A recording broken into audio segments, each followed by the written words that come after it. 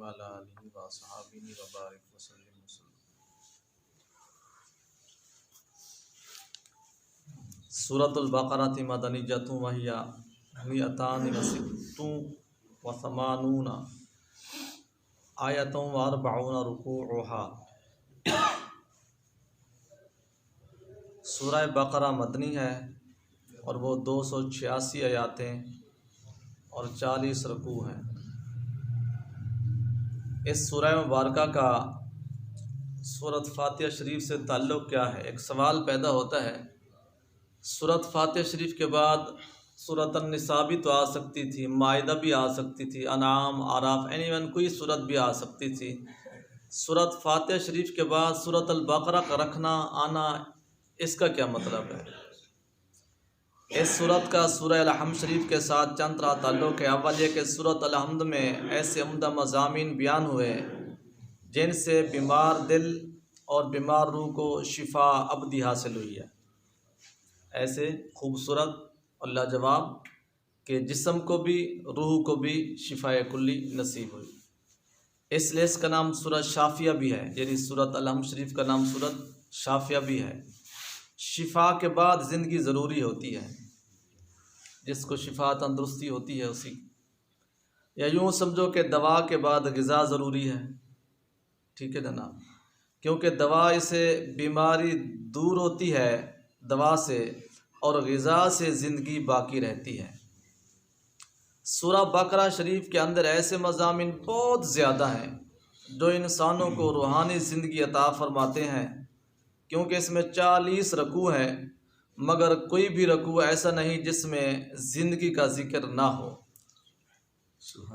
کسی رکوع میں ایمان کا ذکر ہے، کسی میں اعمال کا، کسی میں غذائیں پیدا فرمانے کا، کسی میں بنی اسرائیل پر من سلوا اتارنے کا، کسی میں دین ابراہیمی کی پیروی کرنے کا، کسی میں کعبہ شریف کے بدلنے کا، کسی میں مرے ہوئے کو گائے کا گوشت مار کر زندہ کرنے کا، کسی میں شراب و جوئے کی ممانعت، کسی میں خانگی زندگی کے طریقے، کسی رکوع میں طلاق اور عدت وغیرہ، کسی میں بچوں کی پرورش، کسی میں سیدنا ابراہیم علیہ السلام کا 4 جانوروں کو مار کر زندہ دکھانا وغیرہ وغیرہ۔ مطلب وہی بات، ٹھیک ہے جناب، پہلے روح اور جسم، اس کا دوا، اور اس کے بعد اس کی شفا، اور یہ تمام مضامین جسمانی یا روحانی حیات بخشنے والے ہیں۔ تو یوں سمجھو کہ سورۃ فاتحہ شریف شفا تھی اور سورہ بقرہ حیات ہے۔ ایک بندہ مریض ہو، 3-4 سال اس نے بڑی شدت سے تکلیف سے وقت گزارا ہو، اچانک اس کو دوا مل جاتی ہے، وہ بالکل تندرست ہو جاتا ہے، اس کی خواہش کیا ہوگی کہ اب میری زندگی کچھ لمبی ہو۔ اگر اس کو بتا دیا جائے، آج اس نے فار ایگزامپل شفا حاصل کی ہے، تو کل اس کو کہا جائے کہ تیرا پروانہ موت کا آ گیا ہے، وہ کتنا پچھتائے گا، کتنا پریشان ہوگا کہ یار پہلے میں مصیبتوں میں مبتلا رہا، اب شفا ملی، چلو کچھ تو مجھے سکون کی گھڑیاں ملتی۔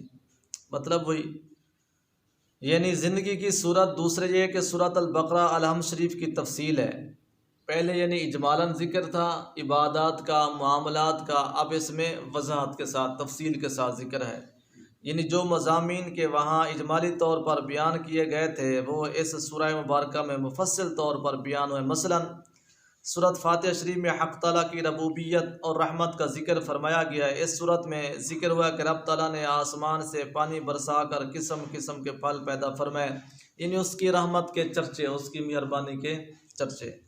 فلاں قوم کو من سلوا عطا فرمایا گیا۔ دیکھو نا، اگر کوئی بندہ جو کہے نا فلاں بندہ یار بہت بڑا سخی ہے، اس کی سخاوت کا پتہ تو تب بھی چلے گا نا جب کوئی منگتے، فقیر، مسکین، ضرورت مند کہیں یار اس نے ہمارے ساتھ فلاں موقع پر تعاون کیا، ہم جب بھی گئے سوال کیا اس نے ہمیں پورا کر دیا، تب بھی اس کی سخاوت کا پتہ چلے گا نا۔ آگے پھر اس کی سخاوت کا پتہ بھی چل رہا ہے کہ وہ رب ہے جس نے تمہیں پیدا کیا اور تم سے پہلے والے لوگوں کو پیدا کیا، پھر تمہارے لیے رزق روزی پیدا فرمائی، آسمان تمہارے لیے، زمین، آگے وضاحت آ رہی ہے۔ فلاں شخص کو بعد مرنے کے زندہ کر دیا وغیرہ وغیرہ۔ اسی طرح سورۃ فاتحہ شریف میں حق تعالیٰ کی شہنشاہی کا ذکر تھا کہ مالک یوم الدین۔ ہم کہہ تو سکتے ہیں کہ ہمارا پرائم منسٹر ہے، لیکن اس کی طاقت کا کب تذکرہ ہوگا؟ جب یہ بڑے بڑے گاگر نیشوں کو، بڑے بڑے لوگوں کو پکڑ کر میزان ترازو میں لائے گا تو پھر اس کی طاقت کا پتہ چلے گا کہ ہاں یار یہ کر سکتا ہے، یہ کرنے والا ہے۔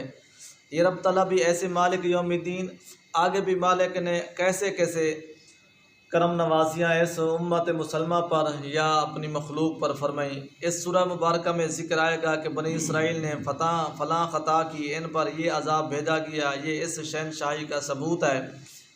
دیکھو نا، ایک بندہ زبان سے تو کہے کہ میں پاور رکھتا ہوں، تو وہ پریکٹیکل طور پر کچھ کر کے نہ دکھائے تو کوئی اس کی پاور کو مانے گا؟ پاور تو تب بھی مانے گا جب وہ کر کے دکھائے گا۔ اس نے جب عذاب بھیجے اس ذات پاک نے تو پتہ چلا کہ یہ واقعہ ہی قادر مطلق ہے اور پاورفل ذات ہے۔ اس طرح سورۃ فاتحہ شریف میں عبادت کا ذکر تھا کہ ہم تیری عبادت کرتے ہیں، یہ نہیں پتہ تھا کون سی عبادت کرتے ہیں، کیا عبادت کرتے ہیں یا کون سی عبادت ہے۔ تو اس سورہ مبارکہ میں روزہ، نماز، حج، زکوٰۃ وغیرہ سب کا ذکر آئے گا۔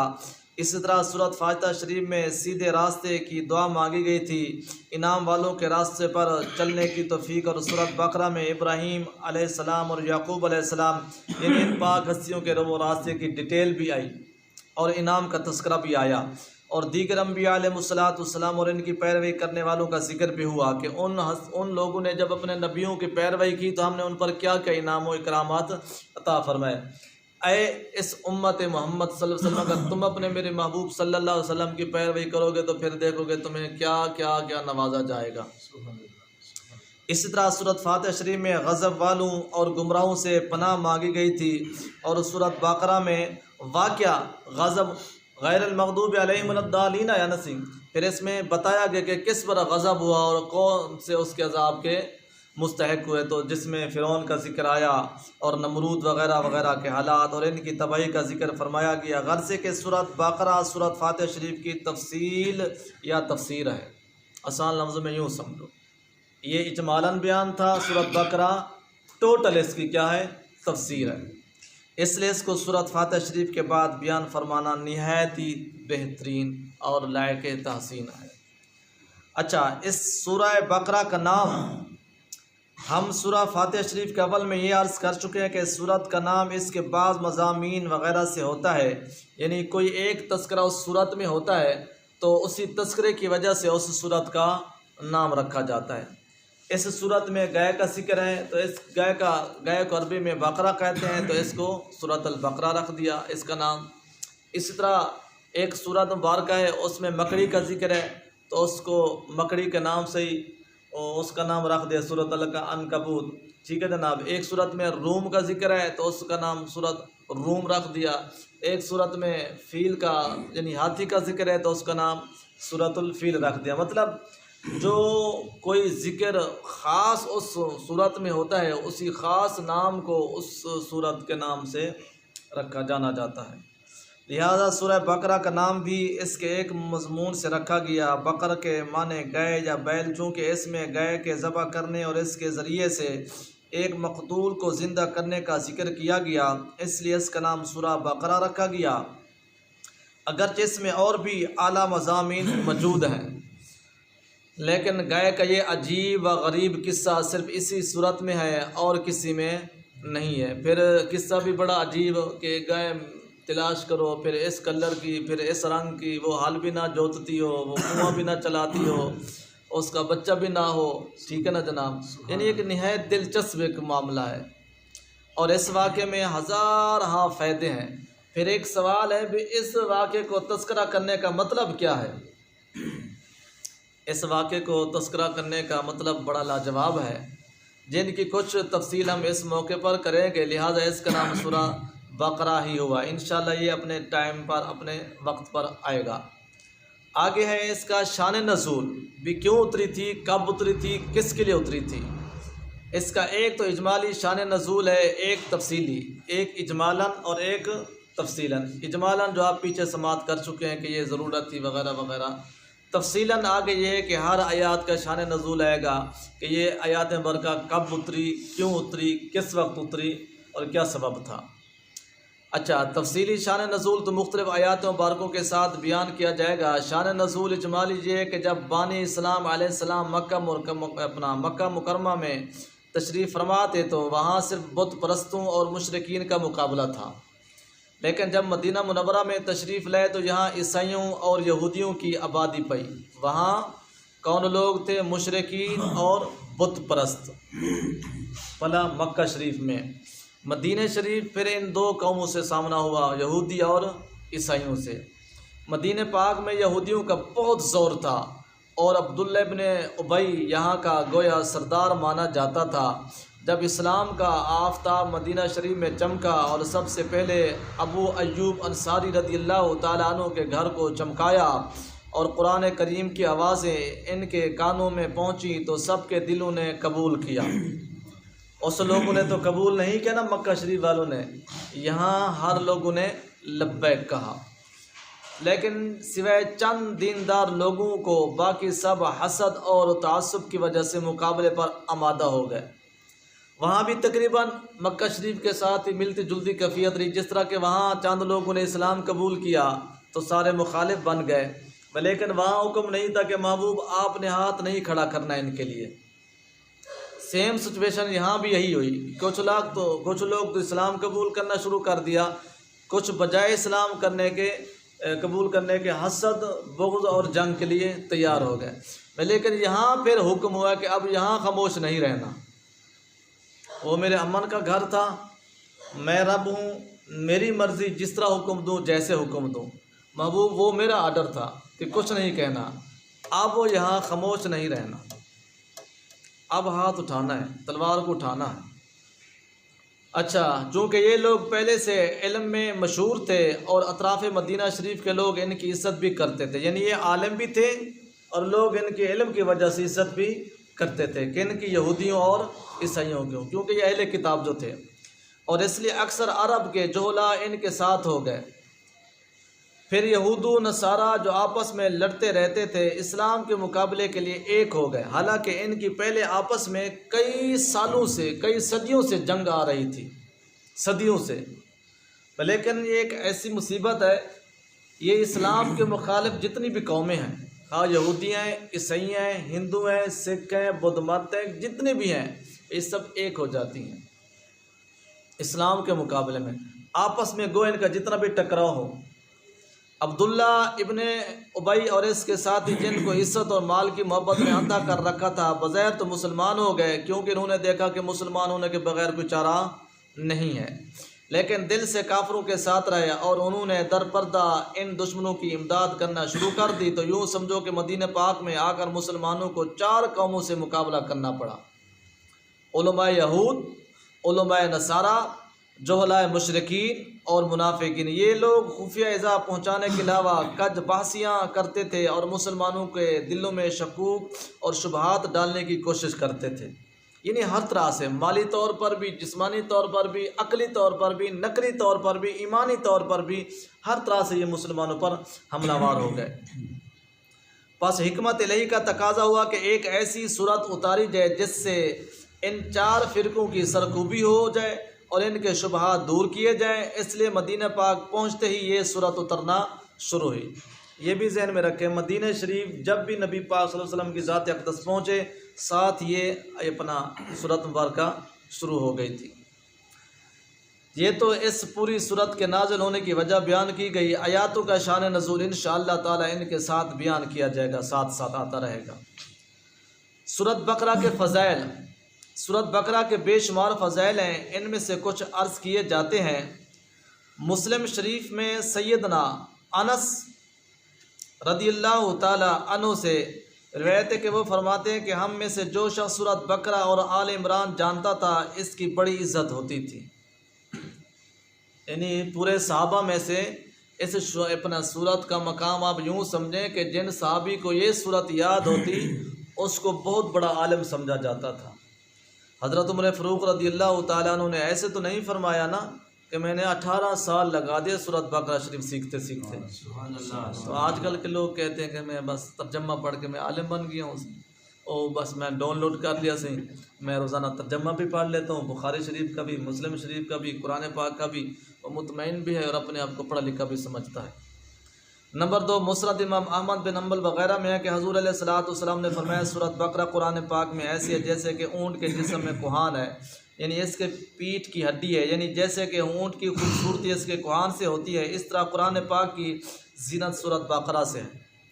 اونٹ کوہان سے خوبصورت لگتا ہے نا، اور کوہان میں اتنی اس کی برکت ہے کہ اگر اسی کوہان میں یعنی اتنی چربی رکھی گئی ہے، اس اونٹ کو 1 مہینہ بھی پانی نہ ملے تو یہ گزارا کر جاتا ہے۔ یہ اس کے کوہان کا کمال ہے۔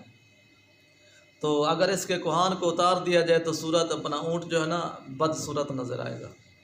اسی مسلم شریف میں ابو امامہ رضی اللہ تعالیٰ عنہ سے روایت ہے کہ زہروین چمکدار نورانی صورتوں کو پڑھا کرو، یعنی سورۃ بقرہ، سورہ آل عمران، کیونکہ قیامت کے دن یہ دونوں صورتیں اپنے پڑھنے والوں پر بادلوں کی طرح سایہ کریں گی اور ان کی شفاعت فرمائیں گی۔ سایہ بھی کریں گی، حدیث مبارکہ میں تو اتنے تک آیا ہے کہ کل قیامت والے دن یہ صورتیں اپنے پڑھنے والے کے حق میں اللہ تعالیٰ سے جھگڑا کریں گی، مولا یا پھر ہمیں اپنے کلام الہی سے نکال دے، یا پھر جو ہمیں روزانہ باقاعدگی سے پڑھتا تھا اس کے حق میں ہماری سفارش قبول فرما لے۔ تو اللہ تعالیٰ اپنے کلام کی سفارش قبول کرے گا اور اس بندے کو بخش دے گا۔ تفسیر عزیزی شریف میں ہے کہ حضور علیہ الصلوۃ والسلام نے فرمایا جو شخص ہر جمعے کی شب میں سورۃ بقرہ اور سورہ آل عمران پڑھا کرے تو اس کو اتنا ثواب ملتا ہے جس سے کہ بعید از عروبہ تک بھر جائے۔ بعید زمین کے آخری 7ویں طبقے کا نام ہے اور عروبہ 7ویں آسمان کا، یعنی اتنا ثواب اس کو عطا کیا جائے گا زمین کے تحت الصراط سے لے کر عرش اولا تک، یہ جتنی جگہ یہ سب کے سب ثواب سے بھر جائے گی۔ اس کے کب پڑھنے کا؟ جو شخص ہر جمعے کی شب میں، ٹھیک ہے جناب۔ نمبر 4 ام دردہ رضی اللہ تعالیٰ عنہ سے روایت ہے کہ ایک شخص نے جو قرآن پاک کی تلاوت کرنے والا تھا ایک روز اپنے پڑوسی کو مار ڈالا، صبح کو اسے گرفتار کر کے قتل کر دیا گیا۔ جب اسے دفنایا گیا تو تمام صورتیں اس کی قبر سے نکل کر جاتے ہوئے دیکھی گئیں، اس کی قبر سے نکل کر جاتے ہوئے دیکھی گئیں، کیونکہ یہ صورتوں کی شکل نورانی، ان کی شکلیں مبارکیں ہیں۔ مگر سورہ بقرہ اور سورہ آل عمران اس وقت تک نہ گئی جب تک کہ جمعہ نہ آ گیا۔ اس سے یہ بھی معلوم ہوا کہ ہمارے اسلاف جو قبر کے پر قرآن پاک پڑھواتے ہیں جمعے تک، تو یہ بھی ایک بہت بڑا عجیب نکتہ آیا کہ اس میں جمعے تک پڑھوانے سے عذاب قبر کے فرشتے نہیں آتے۔ آگے پھر جمعے کی برکت آ جاتی ہے، جمعے کی برکت سے اللہ تعالیٰ اس مرحوم کو بخش دیتا ہے۔ ہمارے جنوبی پنجاب میں بھی اور ممکن ہے کچھ اپنے آپ کے اوپر پنجاب میں بھی اس طرح کے معاملے ہیں، یعنی فوت ہونے والا جب فوت ہوتا ہے نا، فار ایگزامپل وہ ہفتے کو فوت ہوا تو ہفتے سے لے کر اس جمعے تک اس کی قبر پر قرآن خوانی کی جاتی ہے، یعنی قبر پر بٹھایا جاتے ہیں حفاظ کرام کو۔ اگر وہ اتوار فوت ہوئے تو اتوار سے شروع کروا دیتے ہیں، منگل، یعنی جمعے کی شام تک ان کو پڑھوایا جاتا ہے۔ پہلے تو بزرگوں سے سنتے تھے، آج الحمدللہ یہ نکتہ آپ سب نے سمجھ بھی لیا اور پڑھ بھی لیا کہ اس وقت تک یہ صورتیں نہ گئی جب تک جمعہ نہ آیا، کہ وہ شخص عذاب سے محفوظ ہو گیا جمعے کی برکت سے۔ جمعے تک انہوں نے کنٹرول کیا، آگے جمعے کی برکت سے سنبھال لیا۔ قرآن بھی اللہ تعالیٰ کا، جمعہ بھی اللہ تعالیٰ کا، اس کی مرضی جس کو جس طرح نواز دے۔ حضرت عمر رضی اللہ تعالیٰ عنہ نے حضور علیہ الصلوۃ والسلام سے سورہ بقرہ 12 سال میں تمام حقائق و اسرار کے ساتھ پڑھی۔ 18 سال کا بھی آیا ہے یہاں 12 سال کا، یعنی اس کے رمز، رموز، معرفت، نکات سمجھے 12 سال میں۔ اب ان لوگوں کو خدا ہدایت کرے جو کہتے ہیں کہ ہم نے قرآن پاک کو 6 مہینے میں حفظ کر لیا، سال میں حفظ کر لیا، بس ترجمہ پڑھ کے ہم نے بہت کچھ سمجھ لیا۔ تو یہ صحابی کیا ذہین نہیں تھے؟ پڑھانے والی ہستی معاذ اللہ اربع خربہ معاذ اللہ کمزور تھی۔ قرآن پاک کو سمجھنا کوئی معمولی بات ہے۔ اور جس دن ختم کی اس دن خوشی میں ایک اونٹ ذبح کر کے صاحب عالم رضوان میں خوشی کی دعوت کی۔ اب یہ بھی پتہ چلا کہ قرآن خوانی، قرآن پاک مکمل کرنے کے بعد خوشی کرنا بھی جائز ہے۔ اور یہ جو حافظ صاحبان نہ حفظ کرتے ہیں اور اساتذہ کی آمین جس کو کہتے ہیں، پروگرام کرتے ہیں، کھانا کھلاتے ہیں، تو یہ کوئی ڈھکوسلا اور یہ کوئی رسم رموز نہیں ہے، بلکہ یہ تو حضرت عمر فاروق، یعنی یوں سمجھیں کہ شریعت سے ثبوت ہے۔ بلکہ حضرت عبداللہ ابن مسعود کے بارے میں تو ہم نے اتنا تک پڑھا ہے کہ جب آپ قرآن پاک ختم کرتے تھے نا، قرآن پاک عام روٹین میں یعنی اتنا سپارہ پڑھتے یا 2 پڑھتے، تو آخر دن اپنے تمام بچوں، گھر والوں، اہل و عیال کو جمع فرماتے اور حسب استطاعت شیرینی تک اپنا پکاتے اور دعا خیر کر کے تقسیم کر دیتے تھے۔ یہ قرآن اور حدیث سے ثابت ہے۔ آخری بات، ضروری نوٹ، اس سے معلوم ہے کہ دینی کتابیں شروع یا ختم کرتے وقت شیرینی تقسیم کرنا اور خوشی منانا سنت صحابہ کرام ہے۔ اس لیے مدارس میں جب بچہ کوئی کتابیں شروع کرتا ہے یا قرآن پاک شروع کرتا ہے تو اس دن وہ شیرینی تقسیم کرتے ہیں، تو یہ صحابہ کی سنت ہے۔ نمبر 2، قرآن پاک میں سب سے بڑی یہی صورت ہے۔ اس صورت میں 286 آیاتیں ہیں، 40 رکوع اور 6121 کلمے اور 25500 حرف ہیں۔ ایک سوال ہے، سب سے قرآن پاک کی بڑی صورت کون سی ہے؟ سورۃ بقرہ۔ قرآن پاک کی سب سے بڑی آیات کس صورت میں ہے؟ وہ بھی سورہ بقرہ میں ہے۔ اور قرآن پاک کی سب سے چھوٹی صورت کون سی ہے؟ سورہ کوثر ہے۔ قرآن پاک کی سب سے بڑی آیات یعنی آیات مدانیہ اسی سورہ بقرہ میں ہے۔ ابن عربی کہتے ہیں کہ سورہ بقرہ میں 1000 حکم اور 1000 نہیں، یعنی 1000 اللہ تعالیٰ کی طرف سے امر ہے، 1000 نہیں ہے یعنی یہ کام نہ کرو، یہ حرام ہے، یہ فلاں نہ کرو، فلاں نہ کرو، 1000 نہیں اور 1000 خبریں یعنی اللہ رب العزت نے گزشتہ قوموں کی خبریں، یعنی جس قدر احکام کے اس صورت میں ہیں اتنے اور صورتوں میں نہیں ہیں۔ آسان لفظ میں یوں سمجھو کہ جتنا دین اسلام اس صورت میں ہے اور صورتوں میں نہیں ہے۔ یہ بھی قرآن پاک کا ایک معجزہ ہے کہ اس کی صورتیں اور آیاتیں چھوٹی بڑی ہیں، جس سے رب تعالیٰ کی قدرت کاملہ کا ظہور ہوتا ہے۔ دنیا کے شاعر و شاعری کرتے ہیں نا، ان کے تقریباً ہر شعر کا وزن ایک جیسے ہوتا ہے، لیکن یہ مالک کا معجزہ ہے اس کی قدرت کا کہ اس کی کوئی صورت بڑی ہے کوئی چھوٹی ہے، کہ وہ جس طرح بڑی صورتوں میں بے شمار خوبیاں بھر سکتا ہے، اس طرح چھوٹی سے چھوٹی صورت میں بھی خوبیاں بھر سکتا ہے۔ سورہ چھوٹی ہو یا بڑی ہو، ہر ایک معجزہ ہے۔ غور کرو کہ ہاتھی اونٹ کے جسم بہت بڑے ہیں اور چونٹی کا جسم نہایت معمولی ہے، لیکن جتنے عضو کے ہاتھی اور اونٹ میں ہیں قریب وہی سب عضو چونٹی میں ہیں۔ اسی کو تو اس کی قدرت کہتے ہیں نا جی، ہیں؟